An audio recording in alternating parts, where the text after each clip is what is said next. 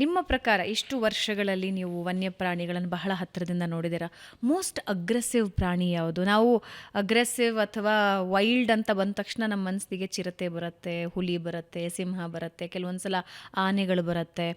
ನೀವು ನೋಡ್ದಂಗೆ ಇದನ್ನು ಹೊರತುಪಡಿಸಿ ಯಾವುದೂ ಪ್ರಾಣಿಯೂ ಅಗ್ರೆಸಿವ್ ಇಲ್ಲ. ಯಾವುದೂ ಇಲ್ಲ. ಎಲ್ಲ ಪ್ರಾಣಿಗಳು ಸಮಾಧಾನವಾಗಿರ್ತವೆ. ಅವುಗಳ ನಡವಳಿಕೆ ಬಹಳ ಸಮಾಧಾನದ ನಡವಳಿಕೆ.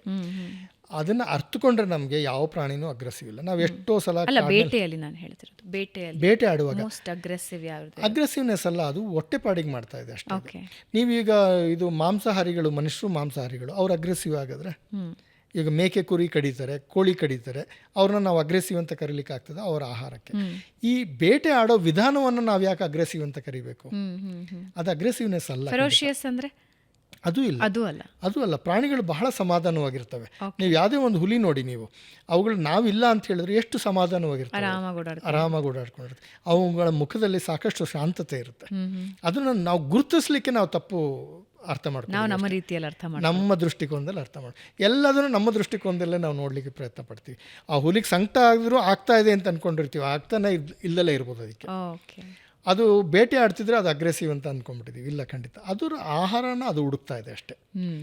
ಈಗ ಗಿಡಗಳಿಗೆ ಜಿಂಕೆಗಳು ತಿನ್ನಲ್ವಾ, ಅದು ಅಗ್ರೆಸಿವ್ ಆಗಬೇಕಲ್ವಾ? ಹಾಗಾದ್ರೆ ಜಿಂಕೆಗಳನ್ನ ನಾವು ಅಗ್ರೆಸಿವ್ ಅಂತ ಕರಿಬೇಕು, ಯಾಕಂದರೆ ಇನ್ನೊಂದು ಗಿಡನ ಅದು ಕೊಲ್ತಾ ಇದೆ, ಗಿಡಕ್ಕೂ ಜೀವ ಇದೆ. ಅದನ್ನು ಯಾಕೆ ನಾವು ಅಗ್ರೆಸಿವ್ ಅಂತ ಕರೆಯೋದಿಲ್ಲ ಹಾಗಾದರೆ? ಓಕೆ. ಸೊ ಬರ್ಡ್ ವಾಚಿಂಗಿಂದ ನಿಮ್ಮ ಪರಿಸರ ಪ್ರೇಮ ಶುರುವಾಯಿತು.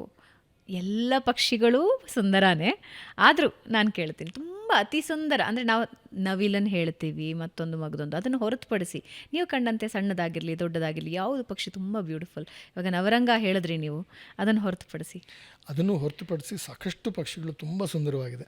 ಆದರೆ ನನಗೆ ಸ್ವಲ್ಪ ಅಂದರೆ ಒಂದು ಸ್ವಲ್ಪ ಮನಸ್ಸಿಗೆ ಒಂಚೂರು ಹತ್ತಿರ ಆಗಿರೋದು ಅಂದರೆ ಈ ಟ್ರಾಗೋಪಾನ್ ಅಂತ ಒಂದು ಪಕ್ಷಿ, ನಮ್ಮ ಟ್ರಾಗೋಪಾನ್ ಅಂತ ಹೇಳಿ ಪಶ್ಚಿಮ ಘಟ್ಟಗಳಲ್ಲಿ ಸಿಕ್ಕುತ್ತೆ. ಏನು ವಿಶೇಷತೆ ಅದರದ್ದು? ಬಣ್ಣ ಇದೆಯಲ್ಲ ಮೇಡಮ್, ಕೆಂಪು, ಕಪ್ಪು, ಕಂದು ಎಲ್ಲ ಥರ ಬಣ್ಣ ಇದೆ ಅದ್ರ ಮೈ ಮೇಲೆ.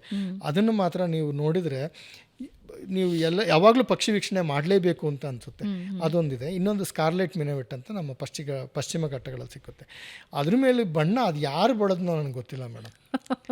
ಆ ನಿಸರ್ಗ ಅನ್ನೋದು ಹೇಗೆ ಬಣ್ಣಗಳನ್ನ ಕಂಡುಹಿಡಿತು, ನೀವು ಯಾವ ಏಷ್ಯನ್ ಪೇಂಟ್ಸ್ ತೊಗೊಳ್ಳಿ, ಯಾವುದೇ ಪೇಂಟಿನ ಸಂಸ್ಥೆಯನ್ನು ಕಂಪ್ನಿಗಳನ್ನ ತೊಗೊಳ್ಳಿ, ಆ ಬಣ್ಣಗಳನ್ನ ಅವರು ಹುಡುಕೋಕ್ಕೆ ಅದನ್ನು ಮಾಡಲಿಕ್ಕೆ ಸಾಧ್ಯನೇ ಇಲ್ಲ ಮೇಡಮ್. ಪರಿಸರದಲ್ಲಿ ಅಥವಾ ನಿಸರ್ಗದಲ್ಲಿ ನೀವು ಹೇಗೆ ಬಣ್ಣಗಳನ್ನ ಅದನ್ನು ಅಳವಡಿಸಿದೆ, ಆ ಕಲರ್ ಪ್ಯಾಲೆಟ್ನ ಮಾಡಿದೆ ನಿಸರ್ಗ ಅನ್ನೋದು ಆಶ್ಚರ್ಯಚಕಿತ.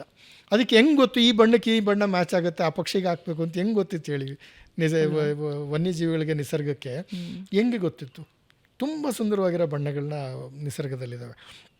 ಹಾಗಾಗಿ ನಿಸರ್ಗಕ್ಕೆ ನಿಸರ್ಗ ಮಾತ್ರ ಸಾಟಿ, ಇನ್ಯಾರೂ ಸಾಟಿ ಇಲ್ಲ.